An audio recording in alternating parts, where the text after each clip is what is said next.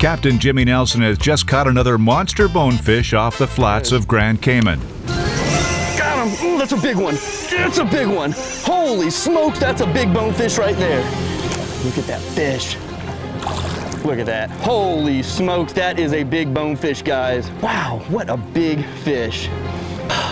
And I'm asked all the time, why do I come to the Cayman Islands so much? This is one of the reasons. I don't always want to go out and catch, 50 fish in a day. I would rather catch 3 or 4 huge ones or even one really big one. So this right here was an epic bonefish day for me. There he goes. That is a good bonefish right there. Man. See him all the way out there, 50 yards away. You can still see him going.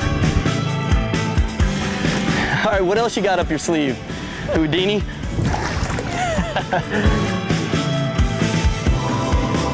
Captain Jimmy and Louisa head back to shore to gear up for a wall dive. So for our dive on this trip, we hooked up with Sunset Divers in Grand Cayman and headed out to Polson's Wreck, which is right by Marty's Wall.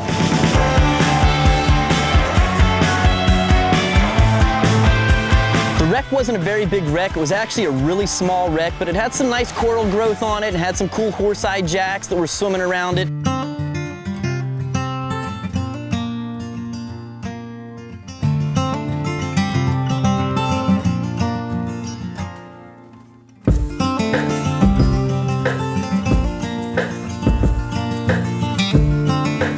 But the main reason we stopped there is because right behind it was a nice wall dive. So we made our way across that sand and we saw several fish on the sand between the wreck and the wall.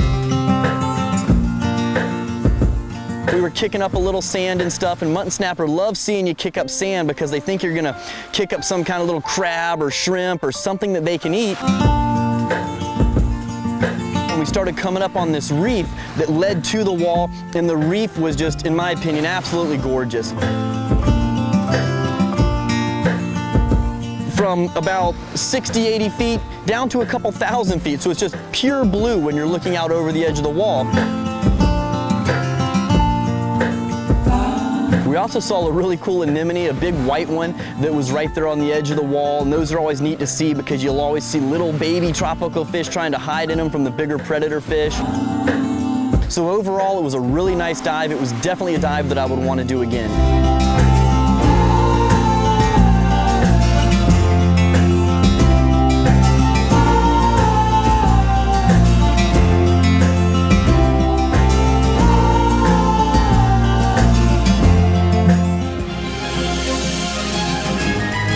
The fish were spooked by the commotion of his last catch, but Captain Jimmy decided not to relocate.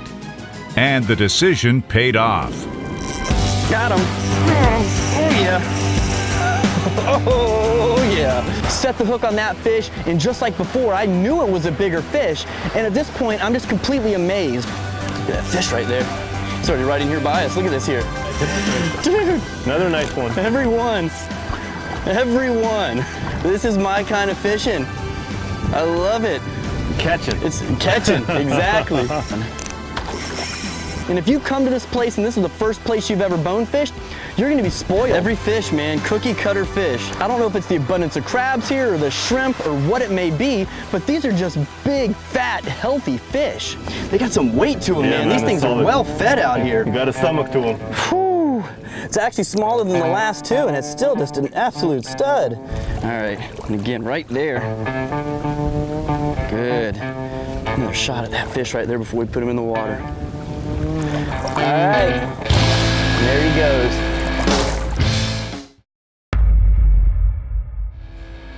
So Joel said, it was getting a little later in the day. We might have enough time to catch one more fish if I wanted to try for another one. We saw a dock that didn't seem to have anybody around it, so we kind of made our way out on this long dock to see if we could get a better look at where the bonefish were at. And we get out on the dock, and we noticed that there was a school of bonefish just sitting there right off the edge of the dock. I get my line set up, I casted past them, I just pulled it back and dropped it into position. I could feel like a little tap, tap, tap. The fish was just kind of pecking it. Sometimes they'll sit there and pull the shell off before they take the shrimp down. The fish was pecking at it, and then I didn't really feel anything. Did it let it go? Come on. So I just started reeling and the fish was running at me. So I reeled it in, caught up to the fish, set the hook, and then it turned around and peeled drag in the other direction. It's coming at me. That's what it was doing. Yeah, Picked it up and came at me. I was like, all right, too much slack there. That feels like another stud, dude. Yeah. Fish number 5 was a huge one. Uh-oh, I'm gonna have issues if I get him too close to this dock. And I'm sitting here fighting that fish and it runs out towards the end of the dock. Watch out. Look at that fish. Wow, he is thick. And then it runs back in. Try to get this thing over here without him running me under the dock. All right, don't get tricky on me here. And of course, wouldn't you know it, that big fish cuts under the dock. No. Watch out, I'm gonna have to hand it to you. Can you go on the other side? I thought for sure I was gonna lose that fish right there. You see the tip? It's right by your feet. Got it. So Joel grabs the rod on the other side of the dock. I get over there, I pick myself up off the dock, grab the rod from him, and then I run down to the beach. This is the fish of the day right here. Now I'm fighting the fish from land, so he's a little more cleared from the dock, so there's a lot better chance of me not getting cut off. What you do when you find yourself in that situation where your line's already rubbed up against stuff, you have a bigger fish on, let the fish run a little more, let him wear himself out, just try to avoid any obstacles in the water and do your best to try to land the fish without him cutting you off. I think I'm in a pretty safe area right here. Put a little more drag on him. Oh man, that's nice. That's real nice. So I fight that fish, I pull him in, I just kind of ease him in closer to me, and I get into a position where I think I can land him, and I hand the rod off to Joel, and I grab that fish, and he jumps up in the air and lands back in the water.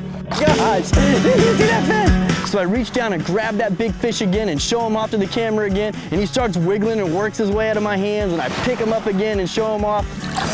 Oh my gosh, look at this thing. Unreal. He's hooked good. He should have got away already a few times, and I was just stoked. I mean, I was in fisherman's heaven. This was the ultimate place to go bone fishing for me. Look at the head on that thing. That's a stud right there.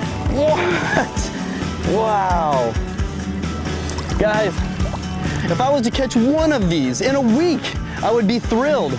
This is 5 like this already today. And I'm so glad I took the time to do some inshore fishing here in Grand Cayman because I got to experience some of the best bone fishing in the world. Look at that. That's a Cayman bonefish right there. Wow. It's back to 7 Mile Beach so the team can pack their bags for Venice, Louisiana.